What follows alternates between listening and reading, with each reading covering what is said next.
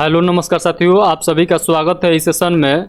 जो RPF GS का practice set number 12 है, तो इस सेशन में आप सभी का स्वागत है। तो आप लोग जल्दी से बताइएगा क्या ऑडियो वीडियो सब क्लियर है। हम लोग सेशन को आगे कंटिन्यू कर रहे हैं, तो आप लोग थम्स अप करके जल्दी से बतलाइए। तो चलिए हम लोग बिना किसी देरी के क्लास को स्टार्ट करते हैं, तब तक आप लोग का थम्स अप जो है वो आ जाएगा। तो चलिए हम लोग पहला क्वेश्चन देखते हैं। उससे पहले जो नया स्टूडेंट है मैं उनको बतला दूँ कि जो आरपीएफ कांस्टेबल का आप लोग जो कांस्टेबल एंड एसआई का तैयारी कर रहे हैं, अगर प्रैक्टिस सेट लगा रहे हैं, ये आपका पहला प्रैक्टिस सेट है। तो देखिए 1 से लेकर 11 तक ऑलरेडी प्रैक्टिस सेट हो चुका है। तो आप लोग जाइए इसी चैनल के प्लेलिस्ट पर जाइए, वहाँ से आप लोग जाइएगा प्लेलिस्ट में, तो वहाँ पर आप लोग को मिल जाएगा इसका पूरा। तो वहाँ से आप लोग जरूर लगा लीजिएगा, क्योंकि एक से एक बेहतरीन क्वेश्चन हम लोग करा चुके हैं। जो प्रीवियस ईयर जो रेलवे का एग्जाम है, किसी न किसी एग्जाम में पूछा हुआ सभी क्वेश्चन है, तो इसीलिए मैं आप लोग को बतला रहा हूँ कि आप लोग जाइए वहाँ से जरूर लगा लीजिएगा। तो चलिए हम लोग बिना किसी देरी के क्लास को स्टार्ट करते हैं।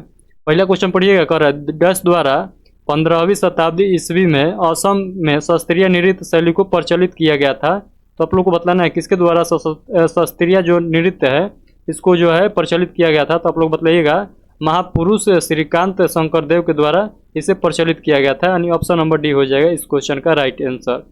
आप लोग ये भी बतलाइएगा क्षत्रिय जो नृत्य है, क्षत्रिय नृत्य किससे संबंधित है। तो आप लोग बताइएगा असम राज्य से संबंधित है। तो ये शास्त्रीय नृत्य है, आप लोग ये भी याद रखिएगा। क्षत्रिय जो है ये शास्त्रीय नृत्य है, जो नवीन नृत्य है ये भी आप लोग ध्यान रखिएगा। तो चलिए हम लोग अगला क्वेश्चन देख लेते हैं। अगला क्वेश्चन पढ़िएगा। कर है हुलीवेश जो है, हुलीवेश डच के तटीय क्षेत्र में एक लोकप्रिय लोक नृत्य है। तो आप लोग को बतलाना है हुलीवेश कहाँ का तटीय क्षेत्र में एक लोकप्रिय नृत्य है। तो आप लोग बताइएगा कर्नाटक के जो तटीय क्षेत्र है वहाँ के ये लोकप्रिय नृत्य है। तो इस क्वेश्चन का राइट आंसर हो जाएगा कर्नाटक। तो कर्नाटक का, और आप लोग याद रखिएगा यक्षगान जो है ये कर्नाटक का है, तो इसी भाई याद रखिएगा। और जो घूमर है, तो घूमर आप लोग याद रखिएगा राजस्थान का है। और तमाशा जो है, तमाशा लौंडी जो है ये महाराष्ट्र का है नृत्य है, तो ये भी आप लोग याद रखिएगा। और जो डांडिया नृत्य है ये गुजरात का है, जो दशहरा के टाइम में किया जाता है, तो ये बात भी आप लोग याद रखिएगा। और जैसे कि नौटंकी जानते हैं, तो नौटंकी जो हो जाएगा ये यूपी का हो जाएगा। और बिहार का मैं एक तो बता दे रहा हूँ, तो बिहार में आप लोग याद रखिएगा छठ पूजा। और आप लोग क्या याद रखिएगा, तो छठ पूजा और आप लोग होली याद रख सकते हैं। तो आप लोग एक ही याद रखिएगा छठ पूजा। छठ पूजा आप लोग याद रखिएगा, तो जो बिहार का प्रमुख है, तो आप लोग बिहार का ये छठ पूजा जरूर याद रखिएगा। चलिए हम लोग अगला क्वेश्चन देख लेते हैं। अगला क्वेश्चन देखिएगा। अगला क्वेश्चन कर रहा है गोटी पुआ डच राज्य का एक पारंपरिक नृत्य स्वरूप है। तो आप लोग को बतलाना है किस राज्य का ये पारंपरिक नृत्य है। तो आप लोग को बतलाना है उड़ीसा। उड़ीसा इस क्वेश्चन का राइट आंसर हो जाएगा। और जो नौटंकी है ये आप लोग देख चुके हैं, उत्तर प्रदेश का है। और रामलेखिया जो है, रामलेखिया कहाँ का है, तो बिहार का है। और देखिएगा रामलेखिया हो गया। और छपेली जो है, छपेली है ये कुमायूं वाला क्षेत्र, जो हिमालय का कुमायूं क्षेत्र है उसमें किया जाता है। तो आप लोग ये भी याद रखिएगा। और छऊ जो है ये झारखंड का नृत्य है, तो छऊ याद रखिएगा झारखंड का है। और राउफ जो है, राउफ नाच जो है ये छत्तीसगढ़ का है, ये भी याद रखिएगा। और कालबेलिया जो है ये राजस्थान का है। तो कालबेलिया आप लोग क्या याद रखिएगा, राजस्थान का। और मंच जो है ये मध्य प्रदेश का है। तो ये सब आप लोग को जितना मैं बतलाया हूँ फैक्ट, जितना भी यहाँ पर लिखाया गया है, ये सभी को आप लोग को याद रखना है। तो चलिए हम लोग अगला क्वेश्चन देखते हैं। अगला क्वेश्चन पढ़िएगा। क्वेश्चन नंबर 4 है। कर है कोलकली डैश में एक की जाने वाली एक लोक कला है। तो आप लोग को बतलाना है कोलकली जो है किस राज्य में की जाने वाली एक लोक कला है। तो आप लोग बताइएगा केरल के उत्तरी मालाबार क्षेत्र जो है उस इलाका में ये किया जाता है कोलकली, यानी आप लोग को याद रखना है केरल के जो उत्तरी जो मालाबार क्षेत्र है उसमें किया जाता है, यानी ऑप्शन नंबर ए इस क्वेश्चन का राइट आंसर हो जाएगा। उसी प्रकार आप लोग याद रखिएगा जो घूमर है, जो झूमर कह सकते हैं, घूमर जो है उड़ीसा का है। आप लोग याद रखिएगा घूमर उड़ीसा का लोक नृत्य है। और आप लोग मुखौटा और बारोह जो है, मुखौटा और बारोह जो है ये अरुणाचल प्रदेश का है। और धमाल या सांग जो है ये हरियाणा का है। तो आप लोग ये बात भी याद रखिएगा। चलिए हम लोग अगला क्वेश्चन देखते हैं। अगला क्वेश्चन देखिएगा। कह रहा है गांधीवादी समाजवाद का एक सिद्धांत किसके द्वारा प्रतिपादित किया गया था। तो गांधीवादी समाजवाद का एक सिद्धांत है, ये किसके द्वारा प्रतिपादित किया गया था। तो आप लोग बताइएगा अटल बिहारी वाजपेयी। अटल बिहारी वाजपेयी हो जाएगा। तो इनको इस क्वेश्चन का राइट आंसर हो जाएगा अटल बिहारी वाजपेयी। तो देखिए वाजपेयी जी की नज़र में आप लोग एक नज़र में देखिएगा, तो वाजपेयी जी की नज़र में पूंजीवादी और दोनों जुड़वा भाई जैसे हैं, तो आप लोग याद रखिएगा। और भारतीय समाजवाद आप लोग याद रखिएगा जो गांधीवादी का मिश्रण है, तो आप लोग ये बात भी याद रखिएगा। तो चलिए हम लोग अगला क्वेश्चन को देख लेते हैं। अगला क्वेश्चन देखिएगा, क्वेश्चन नंबर 6 कर रहा है अर्थव्यवस्था के आकार जो है, अर्थव्यवस्था के आकार के लिए सर्वाधिक प्रयुक्त माप कौन सा है? तो आप लोग को बतलाना है सकल घरेलू माप यानी जीडीपी। जीडीपी इस क्वेश्चन का राइट आंसर हो जाएगा। जीडीपी एक जो है एक देश द्वारा विशिष्ट समयावधि जो है में उत्पादित और बेची गई जो कुल का संकलन किया जाता है, तो उसके बाद जो है जीडीपी निकलता है। तो आप लोग ये बात भी याद रखिएगा।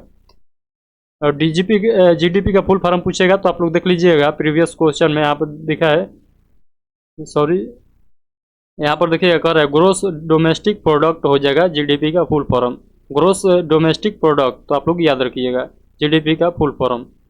अगला क्वेश्चन पढ़िएगा, कर है स्वतंत्रता के पूर्व संध्या पर भारत का सकल घरेलू उत्पाद क्या था? तो आप लोग को बतलाना है 2.7 लाख करोड़ था।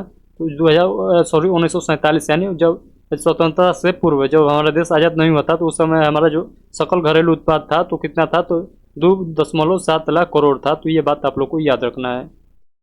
तो चलिए हम लोग अगला क्वेश्चन देख लेते हैं। अगला क्वेश्चन देखिएगा, क्वेश्चन नंबर 8 कर रहा है डैश वह धन है जो किसी व्यक्ति की आय में से स्थानीय, राज्य और संघीय करों का भुगतान करने के बाद उपलब्ध होता है। तो आप लोग को बतलाना है इस क्वेश्चन का राइट आंसर जो हो जाएगा ये प्रयोज्य आय हो जाएगा, प्रयोज्य आय यानी ऑप्शन नंबर बी जो हो जाएगा ये इस क्वेश्चन का राइट आंसर हो जाएगा।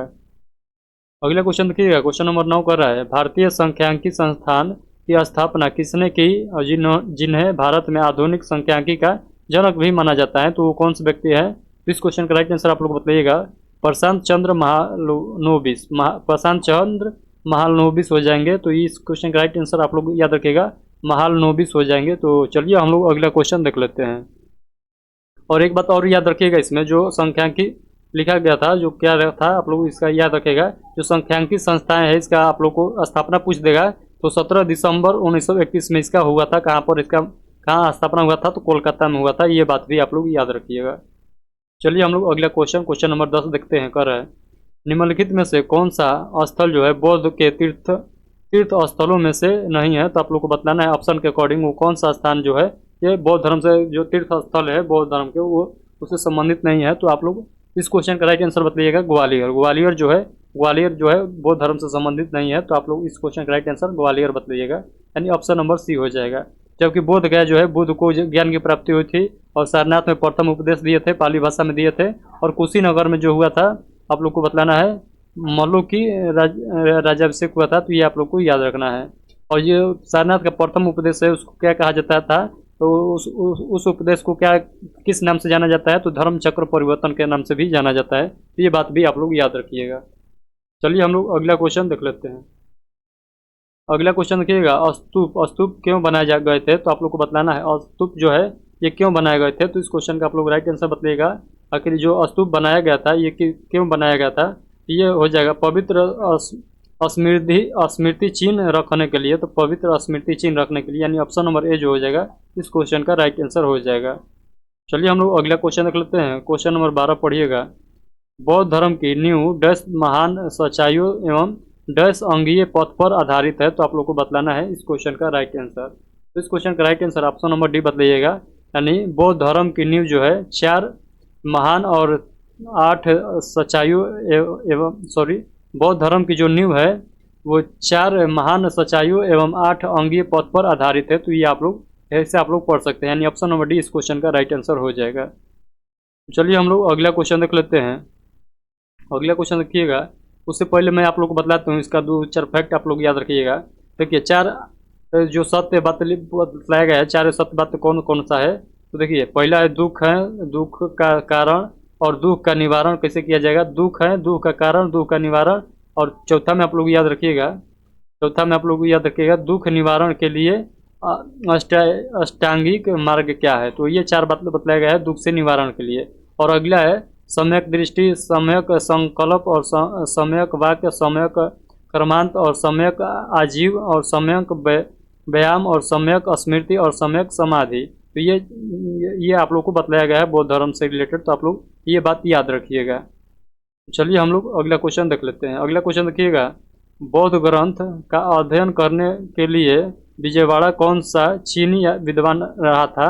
तो आप लोग को बतलाना है इस क्वेश्चन का राइट आंसर। तो इस क्वेश्चन का राइट आंसर कौन हो जाएगा? तो जुआनजोंग जो था वो विजयवाड़ा आया था, चीनी यात्री था। तो आप लोग इस क्वेश्चन का राइट आंसर आप लोग ऑप्शन नंबर बी लगाइएगा। तो आप लोग इसका फैक्ट भी जो है इसे आप लोग भी पढ़ते चलिएगा। मैं वीडियो लंबा ना बन जाए इसी के कारण इसको कभी कभी स्किप भी कर देता हूं, तो आप लोग बुरा नहीं मानिएगा। आप लोग अपने से वीडियो को रोक कर या आप लोग पढ़ सकते हैं वीडियो को सब तो पढ़ लीजिएगा। चलिए हम लोग अगला क्वेश्चन देख लेते हैं। तो देखिए आप लोग एक बात और याद रखिए, गौतम बुद्ध के जन्म वृक्ष जो है, जन्म का जो प्रतीक है वो वृक्ष का साल है, और ज्ञान की प्राप्ति जो है वो पीपल वृक्ष है। तो दोनों वृक्ष आप लोग याद रखिएगा। जन्म का जो प्रतीक है वो साल वृक्ष हो जाएगा, और ज्ञान की प्राप्ति का जो प्रतीक है वो पीपल का वृक्ष हो जाएगा। तो ये दोनों बात को आप लोग को पॉइंट टू पॉइंट याद कर लेना है। अगला क्वेश्चन पढ़िएगा। जैन धर्म और बौद्ध धर्म के उदय में भारत में ईसा पूर्व डैश शताब्दी में धार्मिक अशांति देखी गई थी। तो किस शताब्दी में धार्मिक अशांति देखी गई थी? तो आप लोग इस क्वेश्चन का राइट आंसर बताइएगा। 6ठी शताब्दी में देखी गई थी। तो इस क्वेश्चन का right answer option number C हो जाएगा। तो चलिए हम लोग अगला क्वेश्चन देखते हैं। अगला क्वेश्चन देखिएगा।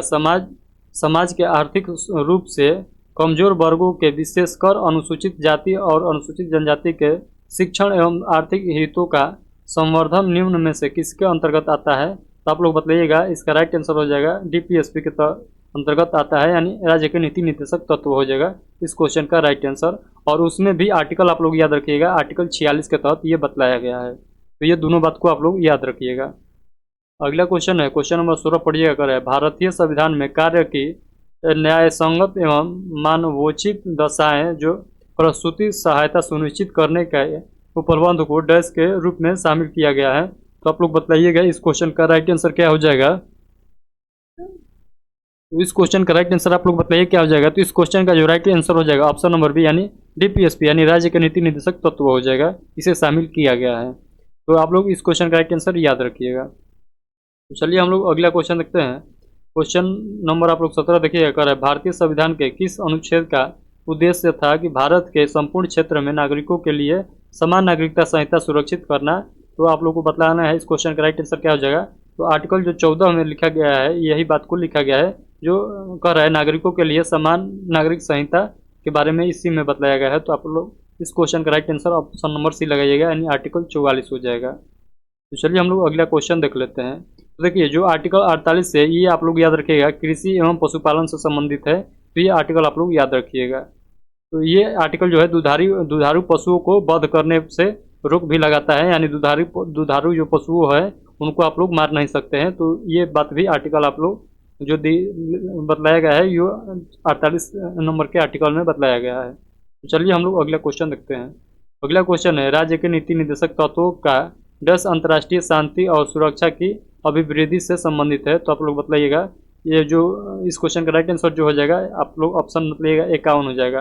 तो इस क्वेश्चन का राइट आंसर हो जाएगा 51। तो चलिए हम लोग अगला क्वेश्चन देख लेते हैं। उससे पहले आप लोग याद रखिएगा 51 के क में क्या बात कहा गया है। तो 51 के क में याद रखिएगा, यानी 51 के ए में आप लोग बात याद रखिएगा, हमारा मूल कर्तव्य जोड़ा गया है। तो ये बात आप लोग याद रखिएगा। किस संविधान संशोधन द्वारा जोड़ा गया था? तो 42वां संविधान संशोधन द्वारा जोड़ा गया था। ये भी बात आप लोग को याद रखना है।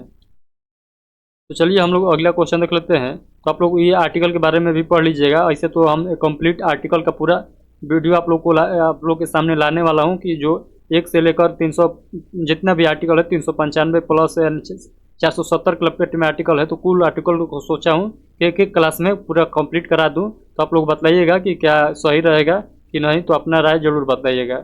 चलिए हम लोग आगे क्वेश्चन देख लेते हैं। अगला क्वेश्चन है कर है राज्य के नीति निर्देशक सिद्धांतों में निहित प्रावधान डैश को इस क्वेश्चन का आप लोग को बताना है इसका आगे क्या हो जाएगा खाली स्थान पर।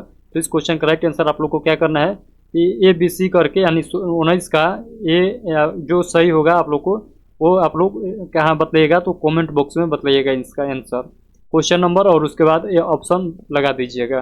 तो ऐसे आप लोग को बतलाना है और इस वीडियो के कमेंट बॉक्स में बतलाना है। जैसे ही वीडियो लाइव से हट जाएगा तो आप लोग को जो ऑफलाइन कमेंट बॉक्स रहेगा उसमें आप लोग को बतलाना है। तो आई होप कि आज का जो सेशन है आप लोग को पूरा समझ में आ गया होगा। अगर कोई क्वेश्चन डाउट आप लोग को रह जाता है तो आप लोग कमेंट बॉक्स के माध्यम से हमसे पूछ सकते हैं। तो चलिए हम लोग मिलते हैं नेक्स्ट वीडियो में। आज का सेशन कैसा लगा आप लोग कमेंट बॉक्स में ज़रूर बताइएगा। क्योंकि आप लोग का कमेंट ही हम लोग को ऊर्जा देता है अगले सेशन को लाने के लिए। तो आप लोग कमेंट बॉक्स में अपना राय जरूर दीजिएगा। तो चलिए हम लोग मिलते हैं नेक्स्ट सेशन में, तब तक के लिए इतना ही रखते हैं इस सेशन को। तब तक के लिए आप सभी को टेक केयर, थैंक यू।